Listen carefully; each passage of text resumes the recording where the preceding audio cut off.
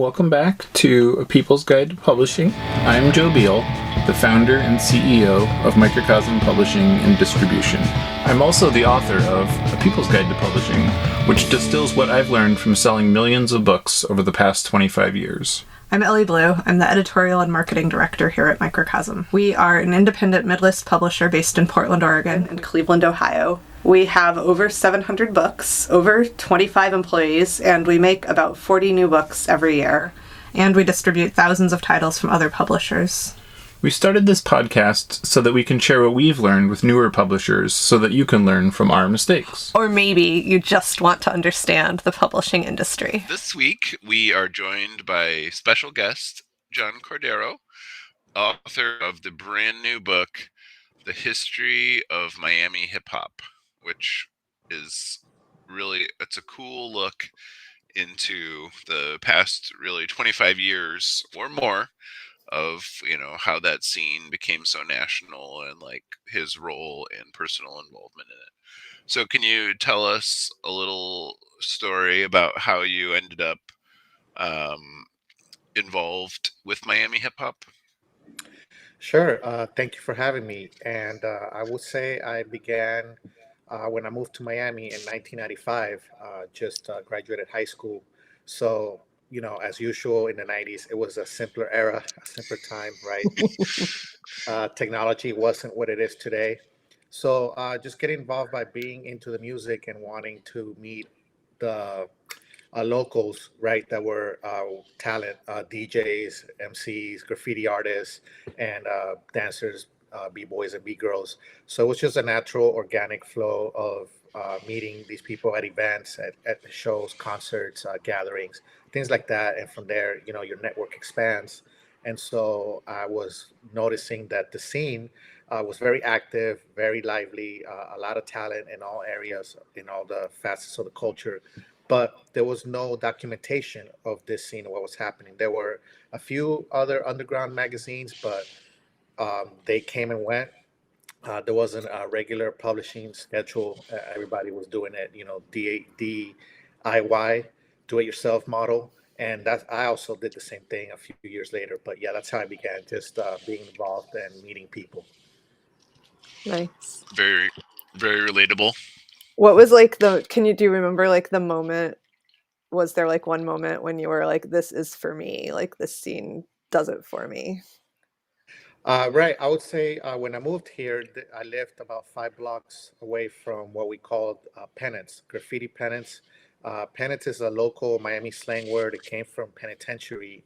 And the reason is because the very first graffiti warehouse in Miami was at a penitentiary that was never finished.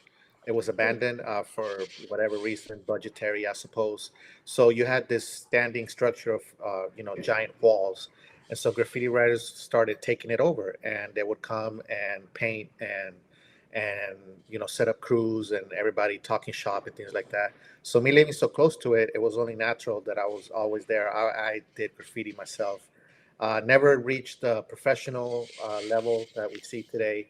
Kind of gave it up after a while, but it was just a matter of being there and noticing that, yeah, this is what I love. The art, it's so advanced. Even at that time, we're talking the mid 90s, and artists were already doing 3D lettering and things like that. So a lot of talent in Miami in that era, and so it was just natural for me to gravitate towards it. Yeah, that's awesome. And that, and that's it goes back to New York City and the intermingling of dancing, hip hop, graffiti, and then just all that being kind of one scene. So what was unique about Miami that you weren't seeing in other scenes, especially as an outsider, which is kind of an awesome point of view? Right. I would say one of the unique things about Miami is it's always been a melting pot. It's a transient city. People move here every day from all over the world, mostly Latin America and the Caribbean. But still, there's never a group you can think of. There's a presence here of those groups. So it was a matter of all these influences coming in. Whether there's also a lot of New Yorkers that move here, a lot of people from other northern cities. So all these influences coming in, the New York hip hop, the Latin American flavor, the Caribbean, when it comes to the music, the multiple languages that you hear in the street. So it's all these melting pot of influences, and you'll see that reflected, especially in graffiti. A lot of bright pastel colors, a lot of Art Deco type of influences, the Vice colors, right? Neon pink, neon blue. Just very tropical and very, we're talking about a city, palm trees, hurricanes, sunshine. So that's what you see reflected in the art as well. Right.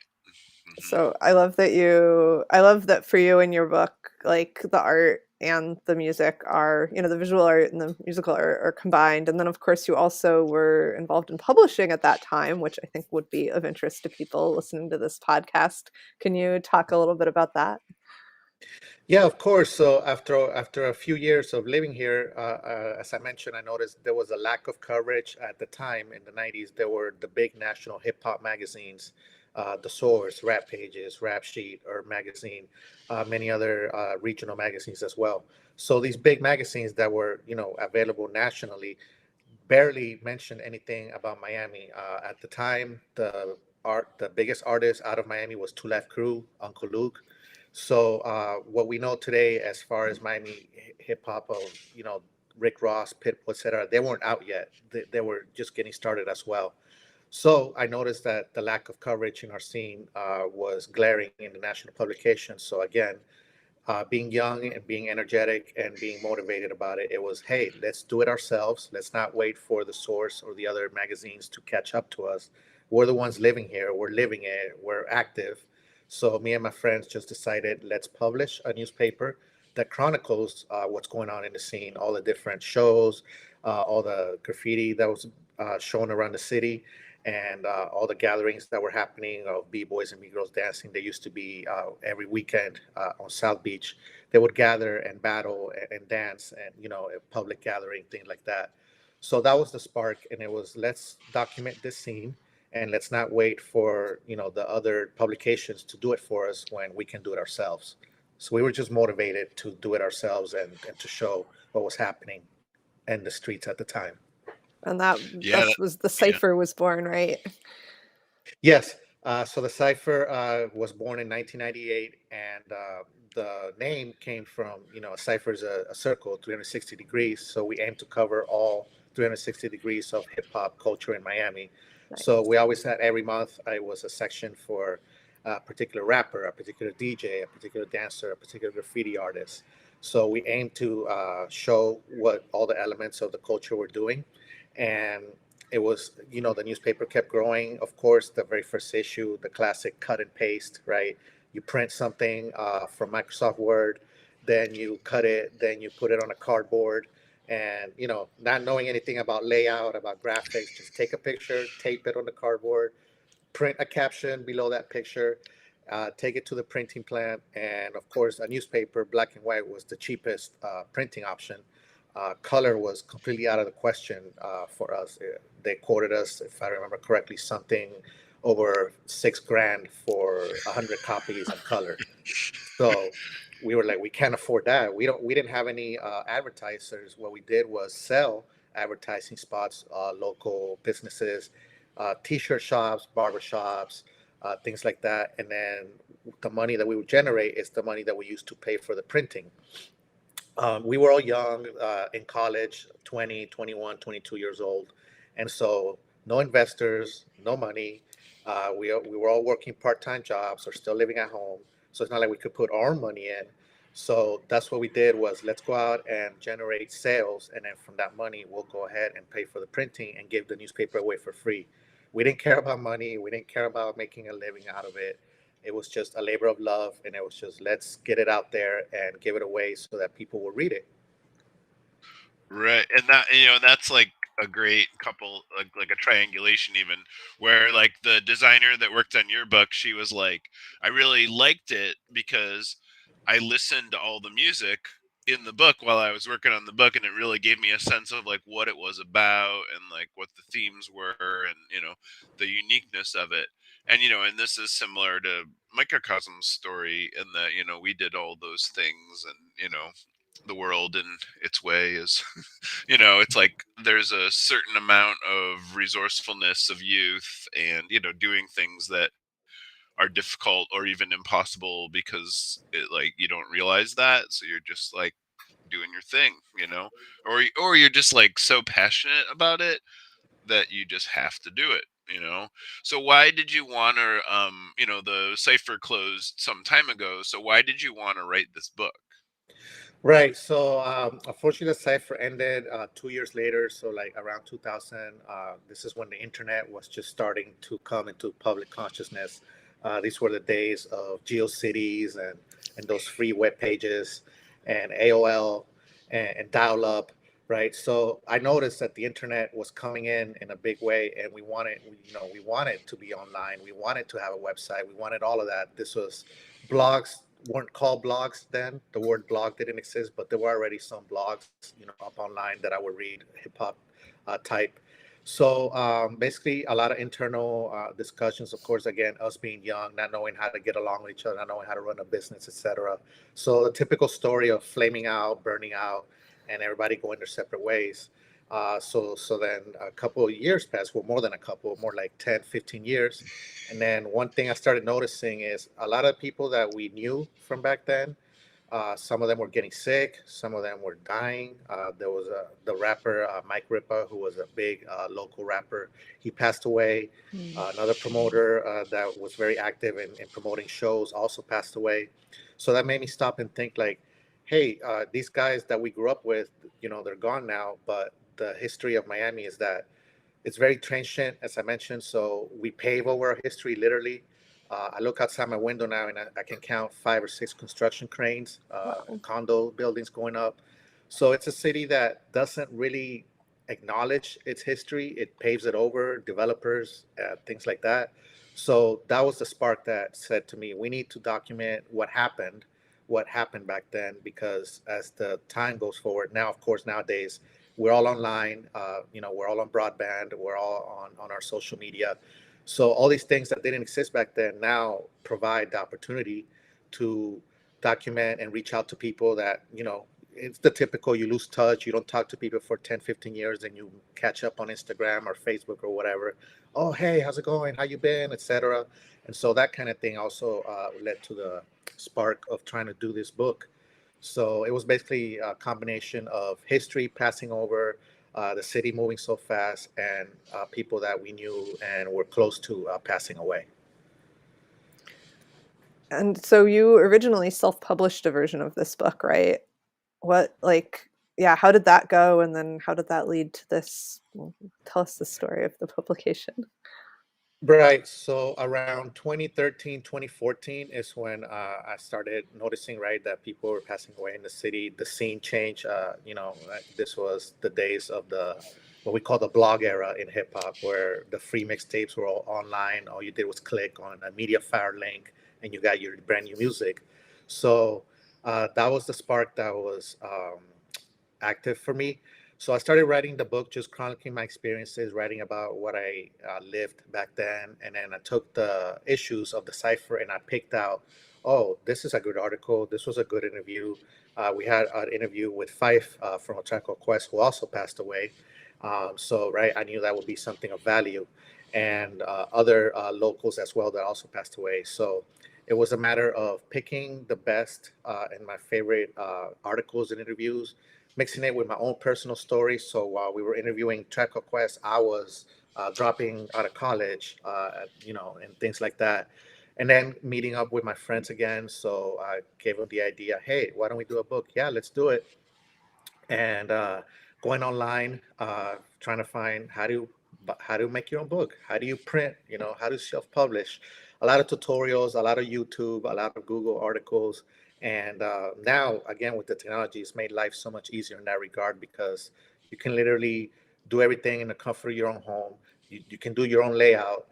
You can do your own editing. You can hire someone, right, freelancer. Uh, so that was a good thing and helped me a lot, helped me tremendously. I found a local designer and he did the layout for me. And then I found a company that was printing books on order, books on demand. So I went and printed 500 copies.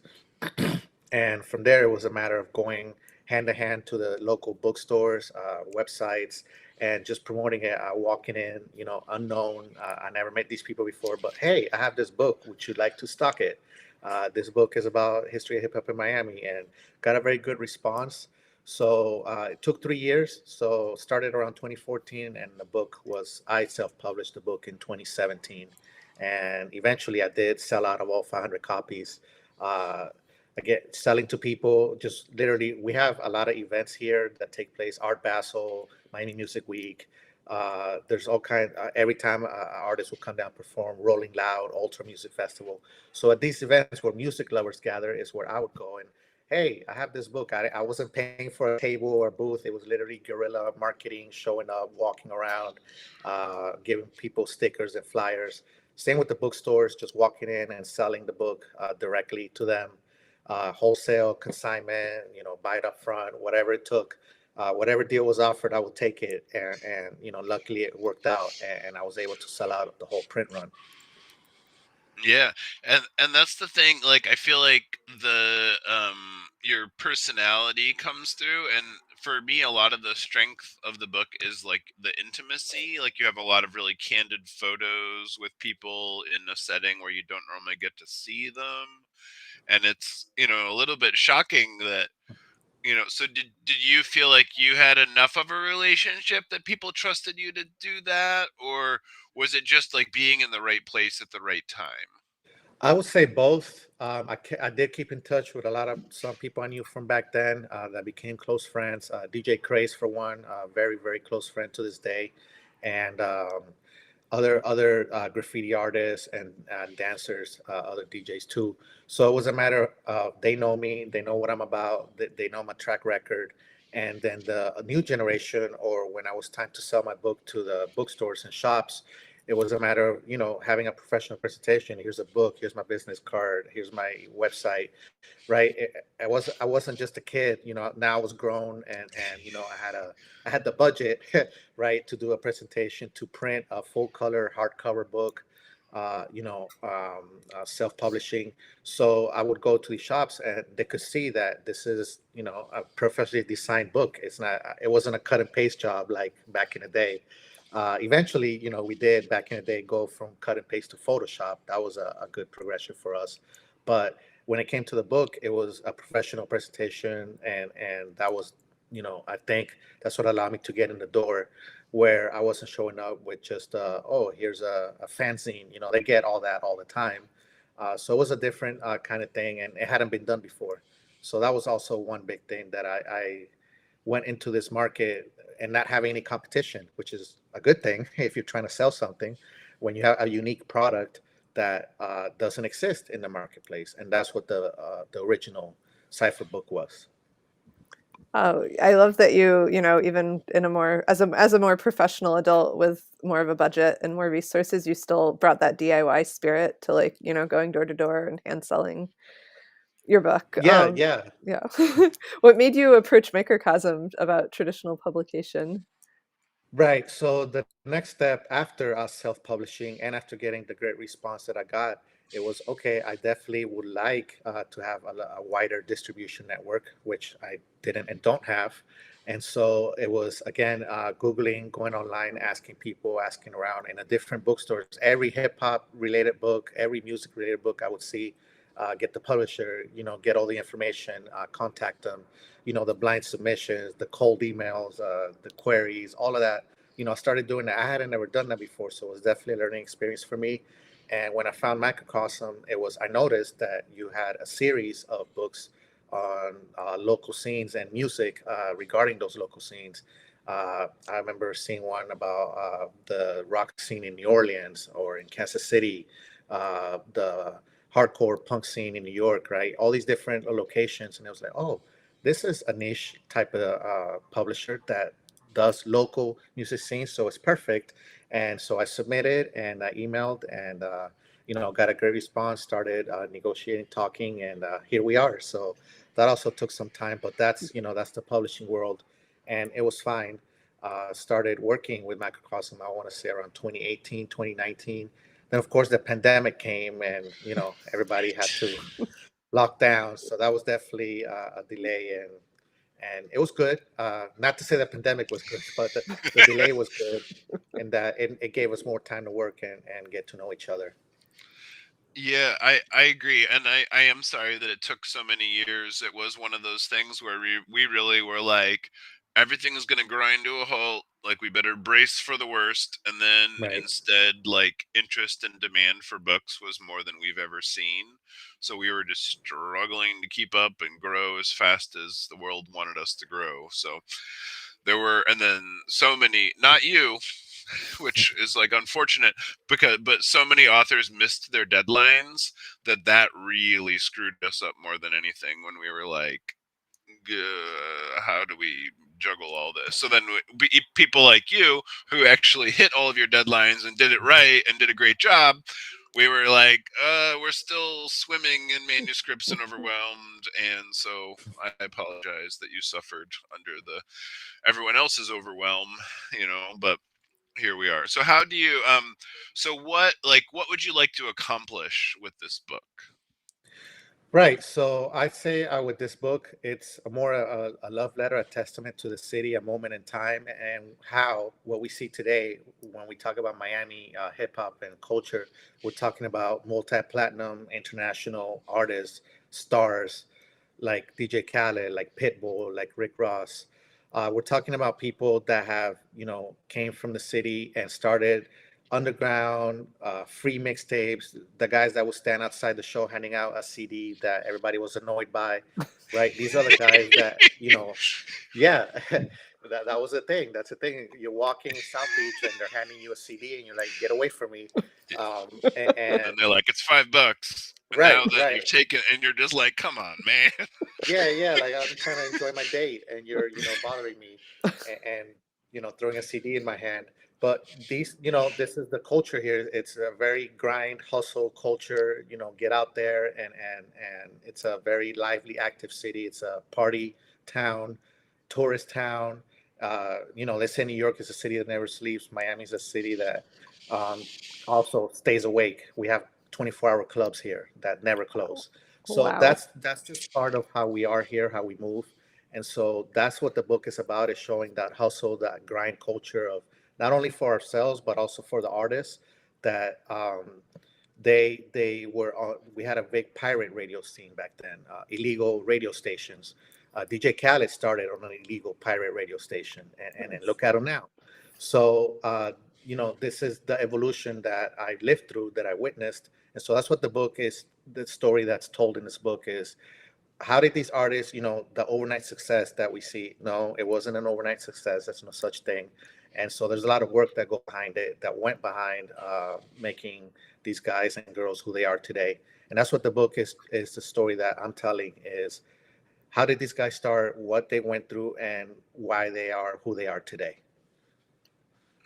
What do you Okay. think, like, what is the scene like now? Like, is there still a big hip hop scene in Miami? I mean, I guess, yes, there is. It's very different. But yeah, like, can you trace it to those roots, or has it become more sort of a national phenomenon? Yeah, now it's more because of living in the online social media era that we're currently in. So back then, as I previously mentioned, when you're walking on the street, some guys handing you a CD. Nowadays, it's a SoundCloud link, right? It's a Spotify playlist, and that's how the scene moves nowadays. I talk about in the book the two college radio shows that we religiously listen to every week, right? That's gone. Nobody hardly listens to the radio anymore. So it's all Yeah. about trading links and social media, TikTok and Instagram and all of that. That's how the scene moves nowadays, and that's how artists get discovered. Artists get discovered every day on SoundCloud, and so that's where the crate digging is. We used to dig for records and crates. Now we dig for links on SoundCloud, and it's the same principle. It's just a different medium. It's a different technology, but the same principle applies of discovery, of trying to find the hot new sound, the hot new artist, the one that everyone's talking about or posting about. And that's the evolution that's happened. Um, there's still the previous generation is still active, of course, but the new generation, there's a split. Fortunately, I think that happens in every scene, where one generation, gets older, people move on, people get married, people have families, children, and then a new generation steps up. Like I mentioned in the book, there's always going to be a kid in a high school cafeteria that's starting to rhyme or make beats or whatever. That happens every day. So it's just a matter of keeping abreast of who's doing what and what's going on. Of course, I'm now in my 40s. I'm not in a club anymore, and things like that. But at least with the digital, there's still a chance to keep up and find out who's putting out music and who's being talked about. So that's just how it is now. Everything's online. Who are the new artists that you're most excited about that are emerging now? Right. So I'd say the most popular one of the new generation is Denzel Curry, who's also nationally. He's done songs with a lot of the big artists, even including Future and other types of very well-known artists. So he's the one that's bringing the Miami scene. Of course, the City Girls. They're also very well known. There's that whole subgenre of female empowerment rap is what some would call it. And then there's the underground local artists that are pushing and trying to make themselves known, Iceberg and the Dunk Riders and things like that. So they still haven't made that progression to the national level that Denzel Curry and City Girls have, but I believe they're next. And same thing with the DJs. A new generation of DJs is coming up. Shinobi, Orchid, and they're stepping up and filling in those shoes. Same with the graffiti. Now graffiti, the pennants are gone, right? All these illegal warehouses are done. So now it's all centered around Wynwood, where Art Basel takes place every year. You walk in Wynwood and you're going to see murals from international artists, Miami graffiti artists as well. So the crews are still around, but again, as everybody grows up and they either establish a business centered around the culture, or they just work a regular 9 to 5 and then they keep it as a hobby on the weekends and things like that. So it's a mix of new and old, young and old, and everybody's just still trying to do their thing in whatever capacity. And it's fascinating because not to whatever, but I'm middle aged. Like I learn about new music from NPR. It's like a little bit embarrassing, because I really saw myself like or when I was growing up, I knew about like all the coolest shit like as it was happening, and like I like saw so many things, and I lost interest in them when they became national. And then now it's like on some level, I'm completely fascinated because the orders for your book have been in bookstores really all over the country. Like it's not even concentrated in Miami or Florida even. It's like really all over the place. And so, I think it's like to some degree it is because your scene really went national. But that, still because, like the book is about Miami, it surprised me that, but I guess it's like interesting for people that now know those acts to be like, oh, I want to read about that in like suburban Illinois or whatever. But so do you feel differently connected to those artists now that they're kind of like a national property, or do you feel like you have a different relationship now that you've grown up? Yeah, in a sense, it's one part of me is like, of course, hometown pride, and seeing a guy like DJ Khaled, who I was close to back then, not so close to now, right? But just knowing where he came from, that I used to listen to him on the radio every afternoon, and used to go to his shows that he would promote, and so seeing his evolution now, it's amazing. Same thing with Pitbull. Pitbull, I met him when he was completely unknown, and he freestyled for me and a staffer in a newspaper in a parking lot at a supermarket. So having that memory and then seeing who Pitbull became, it's amazing. And so yeah, there's always that home connection. Of course, now when they're the caliber of somebody like a Pitbull or a Khaled, I don't speak to them anymore.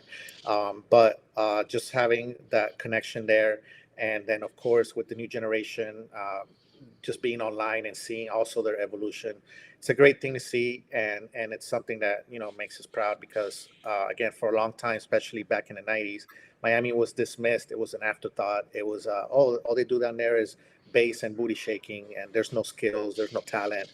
Everybody's just rhyming over Planet Rock and trying to be Two Life Crew. That was the image, and that's why Miami wasn't acknowledged back then. And that was the one of the also reasons that we did the newspaper and the book, was to show that Okay, yeah, Two Live Crew, great. We all loved them, but there was more to Miami than them, so much more.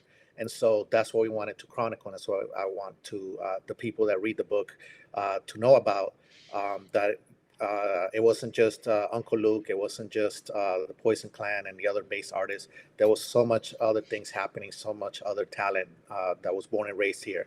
And so that's one of the main reasons also for the book. Well, my favorite thing about the book is your voice. It comes through so clearly. It's like talking to you, and it's so engaging and compelling. Like I am not a music person, but I like really was rapt reading it, like just because it felt like someone was telling me about the most exciting thing that had happened, and it was actually an exciting thing. And yeah, I wonder, do you have any other writing projects going or plans for the future to write more books or publish an Yes, underground zine? yeah. Currently, I am working with DJ Craze on his autobiography. Oh, So, as nice. you know, as told to, we're working on that, and he's someone that, while not on the level of DJ Khaled or Pitbull, he's someone that has also made history. Someone that I've known since we were 18 years old. We're the same age, and so he's someone that made history as a first three-time DMC DJ World Champion. And again, this happened 98, 99, 2000 when people weren't thinking of Miami as a hotbed for DJing. And then we have this world champion that continues today to play all over the world and continues to make music. He has his record label now. So that's what I'm working on. I'm working on his life story. And we're also developing a limited series based on that book, working with the script writer to get that done, where we want Nice. to pitch it to the streaming networks, Nice. and hopefully that will be on air on the screen one day. The DJ Craze life story. We're calling it Champion Sound, and so that's my big project now that I'm working on, and it's a grind. Writing, can sometimes be stressful because it's easy to tell my story. I lived it. I have my memories. When it comes to telling somebody else's story, then it's taking their words and trying to make a narrative out of it where it doesn't flow or read like a transcript. No one wants to read a transcript. So it's taking me and him have hours of conversations, taking those conversations and building a narrative out of it. Can be hard work sometimes. It's daunting. I've never done it before, so I'm learning as I go along as well. But I've always done that. I've always learned as I went along. And so it's great to have this new experience to tell someone else's story through their voice, their words. But I'm writing it and I'm the one making, like, okay, we're going to have this chapter begin here and then here. This theme of this chapter is about this, and we're going to talk about this. So that's the process that I'm working on, and it's a great new adventure for me. Nice. That's an awesome project, and yeah, I really hope that gets to be made into like a docu series or even like a biopic. It seems like would really lend well to that. Um, so yeah, I mean, I grew up in Cleveland, and I never really thought about, I mean, I knew Two Live Crew when I was, 12 or 13 or whatever, whenever that was, early '90s, late '80s, and so, I mean, and I never really thought about like how that must have really cast a pall over Miami because it's like, I mean, it was something I enjoyed when I was a kid, but it's not exactly the most serious artist or like, you're not like, wow, I mean, it definitely gives you the I could do that vibes, but it doesn't really give you the like, wow, what a, innovative artist. So, and so I never really thought about that, but like Cleveland, it's like we really had to overcome our expectations based on the reputation of the city and like how people saw it through that, and I think that was something that like it didn't even really occur to me until just now that I was like, right, that's what's going on there. So it's like all these artists had that much more ground to cover, as did you, just to like show this scene with respectability, which like I feel like you did a great job of. Yeah. But so what kind of advice would you give to publishers, both as a publisher and now somebody working on the other side of it, to like really like preserve and captivate culture like this? Right. I'd say a couple of pieces of advice. First is to build and keep your relationships. Reach out to people, keep in touch with people active in the scene. When it comes to publishing, have a network, build a network around graphic designers, editors, other writers. right? Anyone that's into books, into reading or making books, you definitely want to keep in touch with those people and use your resources. Again, technology now allows us to print our books from our own home.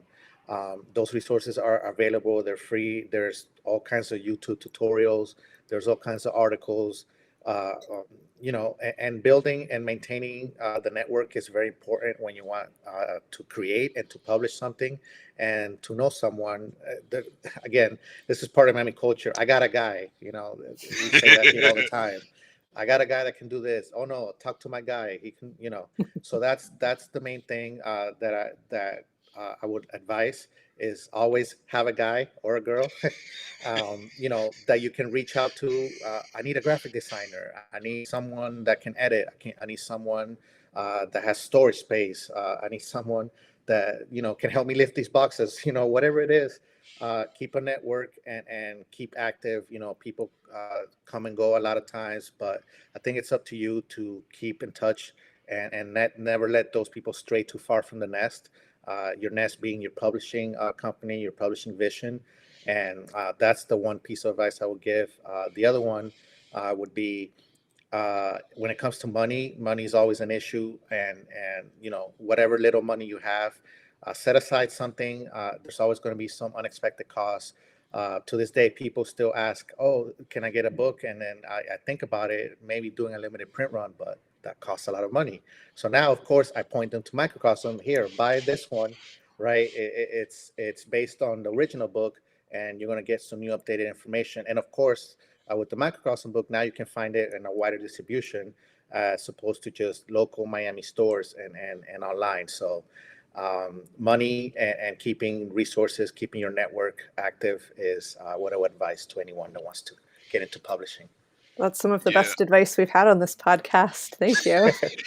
and it's interesting because it's like I think of us like an archive, like I think of what we do as like preserving these stories because like we've been around 27 years, so like we keep the information available, and and so I think of it in terms of that and then the I got a guy side to it too is like part of that because that's like part of how you keep the wheels moving, Right.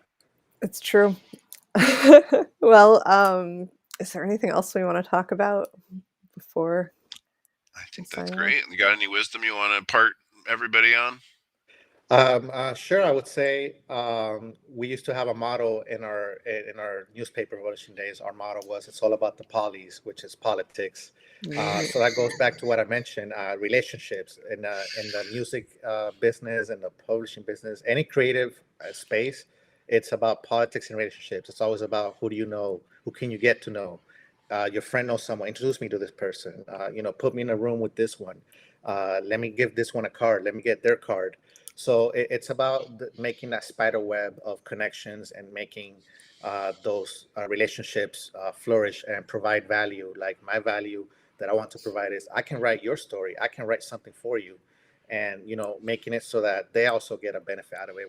You're not just, hey, put me on. Hey, give me something to do. You want to come to the table with an offer, something of value that people will appreciate. So. Keep those relationships open, build relationships, maintain them, and you'll see the fruits of that labor in the future if you keep at it. Right. Yeah, that's real. I'm glad we're in the same spider web now. Yes. Yeah. And it keeps growing. Correct. Thanks for joining us once again. Please send your questions to podcast@microcosmpublishing.com so we can answer them on future episodes. And please give us 5 stars on iTunes and everywhere else that podcasts are reviewed. You can find us on the internet at microcosm.pub, On Twitter at Microcosm, on Facebook at Microcosm Publishing, on Instagram at Microcosm_pub. and here in Portland, Oregon on North Williams Avenue. Thank you so much. Have a wonderful week.